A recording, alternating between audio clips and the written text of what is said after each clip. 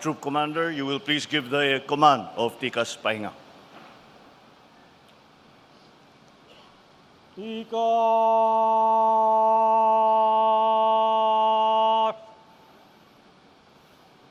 Na! The members of the Philippine Cabinet present with us here today, the Chief of Staff of the Armed Forces of the Philippines, General Romeo Browner Jr., and the Major Services Commanders, the officers, enlisted personnel, and civilian employees of the Armed Forces of the Philippines, my fellow workers in government, distinguished guests, ladies and gentlemen, good afternoon. It is my great pleasure to congratulate the men, women, and civilian component of the Armed Forces of the Philippines on your 89th anniversary. The history of the AFP is intertwined with the history of our republic. From your establishment under the National Defense Act of 1935, envisioned by President Manuel Quezon, you have stood as the backbone of our nation's sovereignty. For almost 9 decades now, you have protected the Filipino people, upheld our democracy, proven that even in the most challenging of times, the spirit of service and sacrifice rises above all. You have never wavered in your mission. You have weathered the darkest storms and risen to meet the most pressing challenges of our time. And in doing so, you have earned the enduring respect and admiration of all Filipino citizens.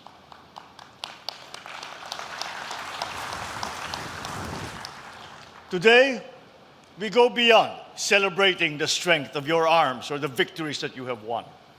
We are honoring the ideals that you embody, the ideals of honor, service, patriotism.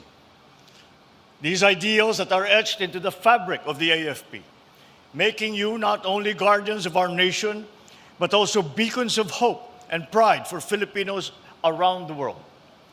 In recent years, you have shown us what it means to adapt, to evolve, to persevere in the face of change.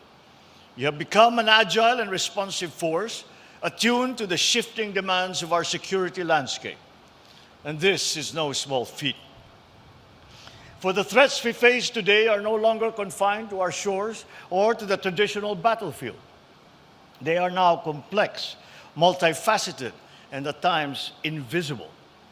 The geopolitical developments and tensions continue to test our sovereignty and our resolve.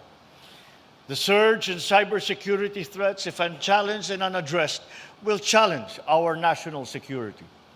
Meanwhile, the pervasive force of misinformation and disinformation undermines the values that we all hold dear, threatening the democracy we have fought so hard to protect. Despite all of these, the AFP has remained steadfast. You have shown that you are a force for peace, a force of progress and solidarity, a partner in building a stronger, more resilient Bagong Pilipinas. As we commemorate your accomplishments, we must look forward to the future that awaits. The modern age demands that we meet these evolving challenges head on. It calls for an AFP that is grounded in an understanding of its role in a rapidly changing world. This administration is committed to ensuring that you are prepared for that future. Through the Self-Reliant Defense Posture Revitalization Program, we aim to reduce our dependence on foreign sources and empower the AFP to develop its own capabilities. But modernization is not simply about acquiring advanced equipment. It is about transforming the way we think, the way we act, and the way we operate as a unified force. To enhance our capabilities and preparedness, we are harnessing the latest technologies, reinforcing our strategies and enhancing the skills of every soldier, every sailor, every airman. This ensures that we are ready to succeed in the battles on the field, in cyberspace, for the peace of mind of our people. After all, we are building an AFP that can hold its own on the global stage, one that stands shoulder to shoulder with the world's finest armed forces. As your Commander-in-Chief, I encourage you to remain true to the values that have guided this institution for 89 years. Uphold honor in the face of adversity. Lead with compassion, especially in times of crisis. Inspire with your humanity, for it is your very character that defines the armed forces. Let the AFP emerge as the embodiment of the Filipino spirit, a spirit that stands firm against oppression, adapts to the demands of the time, and always places the welfare of the nation above all else. I am pleased to see the relaunching as well of the AFP Museum. The preservation of our history, of our armed forces, is vital to remember our country's past while keeping our vision of a truly prosperous and secure future. We look to the AFP as defenders of our nation, as examples of courage and integrity. We rely on you to set the standard for patriotism in action. Soldiers who serve not for glory, but for the enduring promise of a better nation.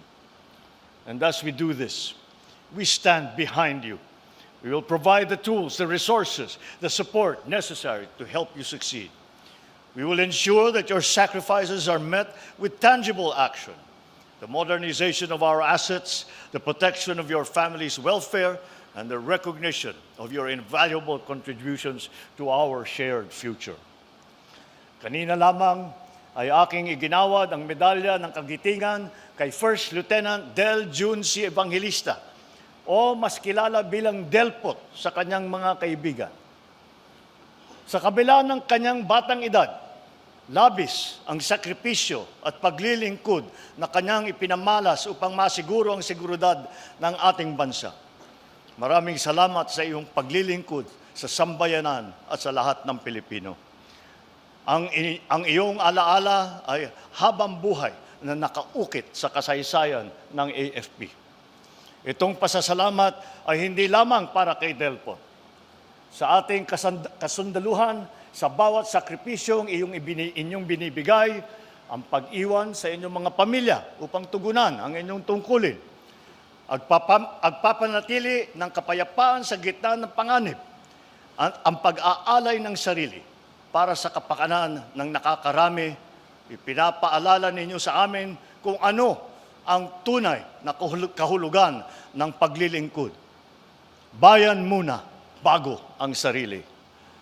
Nasusukat ang inyong galing sa inyong dedikasyon na ipaglaban ang kalayaan, protektahan ang mga walang kalaban-laban, at itaguyod ang mga adhikain ng ating bayan.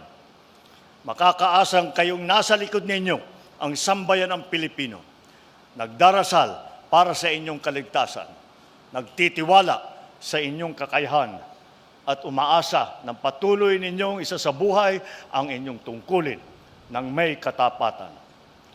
Sama-sama nating itaguyod ang pangarap ng bawat Pilipino na makapamuhay sa isang mas maunlad, mas makatarungan, at mas malayang bagong Pilipinas.